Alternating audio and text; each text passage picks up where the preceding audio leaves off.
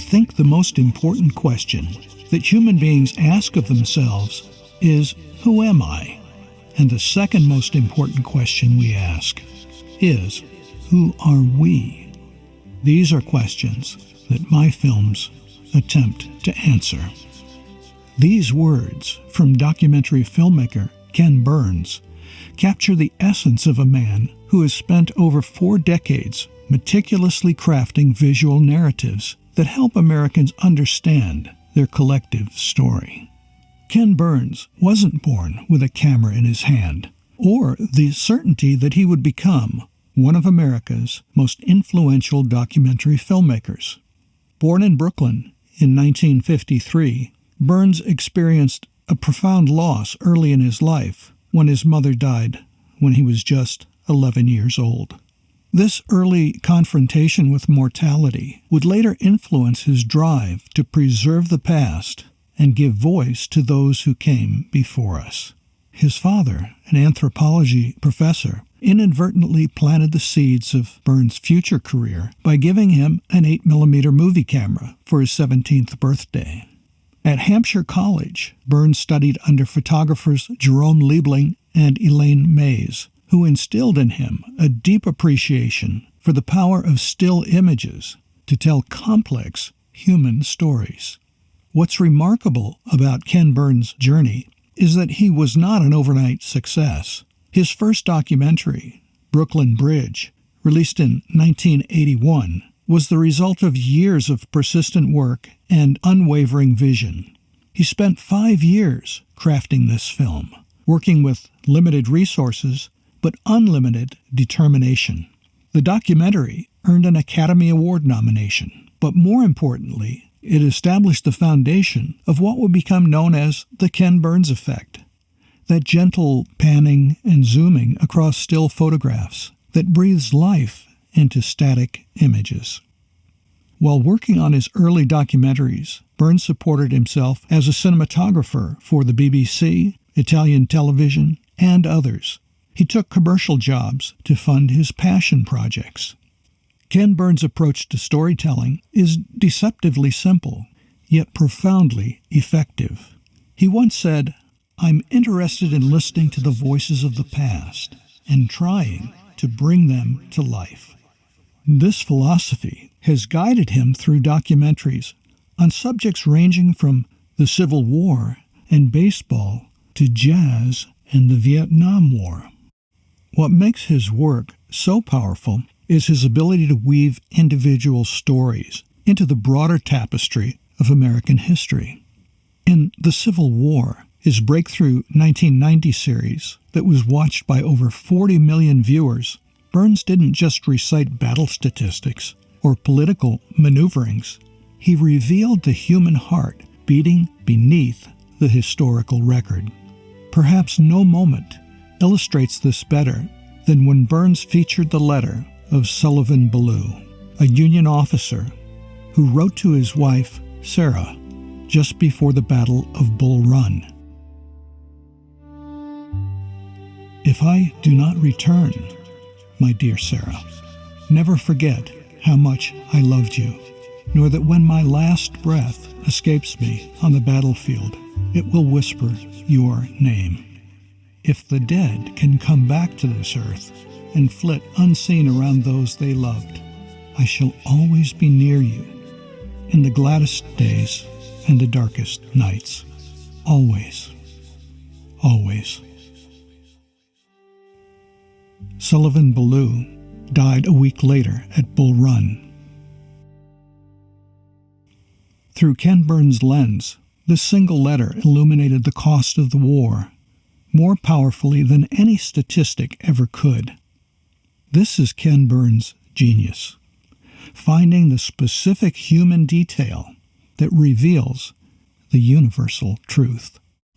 Another stroke of brilliance in Burns' approach is his masterful use of historians as storytelling partners. Rather than relying solely on narration, Burns weaves in the voices of distinguished scholars who become characters in their own right. These historians don't simply recite facts, They breathed life into the past through their personal connections to it. When Shelby Foote tells Civil War stories as if he witnessed them himself, or when Doris Kearns Goodwin's eyes light up discussing baseball's golden age, we feel history instead of merely learning about it. Ken Burns created a living chorus of experts whose passion bridges the gap between then and now, making distant events feel immediate and deeply personal.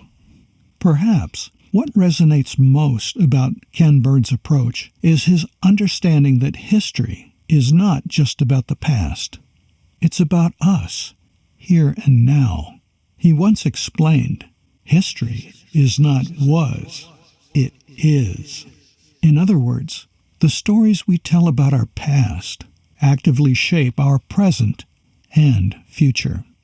What's particularly inspiring about Ken Burns is his commitment to complexity rather than simplification. In an era of sound bites and reductive thinking, his documentaries often run 10, 15, or even 19 hours. He refuses to condense American history into easy answers or convenient narratives. Instead, he embraces contradiction and nuance. We live in a world of false simplicity, Ken Burns has said. The nuances and complexities of our past are too often lost in a world that wishes to see things in black and white. Ken Burns' work method is equally instructive. He immerses himself completely in his subjects, often spending 5 to 10 years on a single project. His research is exhaustive. For the Vietnam War, for example, his team conducted over 100 interviews and reviewed more than 24,000 photographs. Yet despite this mountain of material, Ken Burns maintains a clear vision of the story he wants to tell. I'm reminded of something profound he once said about his life's purpose. There is an emotional archaeology to what we do. The resonances are not just about the history, but about how we might better understand what's going on today. Good history is a good antidote to the conventional wisdom. Ken Burns has given Americans a gift beyond measure: the opportunity to look unflinchingly at our collective past, to feel deeply without looking away, and to emerge with a more nuanced understanding of who we are. His work reminds us that our stories matter, that our history isn't just dates and facts, but living, breathing human experiences that connect us across time. Today, Ken Burns continues his work with documentaries on topics like country music, Muhammad Ali, and the Holocaust. Each project adds another layer to his lifelong examination of the American experience, and each reminds us that we, too, are part of an ongoing story, one that deserves to be told with honesty, complexity, and compassion. Ken Burns once said, "There is no them, there is only us." This, ultimately, is his most powerful gift, the revelation that history is not something that happened to strangers long ago. It flows through our veins. It shapes our dreams. And when we look into the faces from the past that Ken Burns brings to life, we are looking into a mirror of our own humanity. And in that reflection, we find not just who we were, but who we might yet become.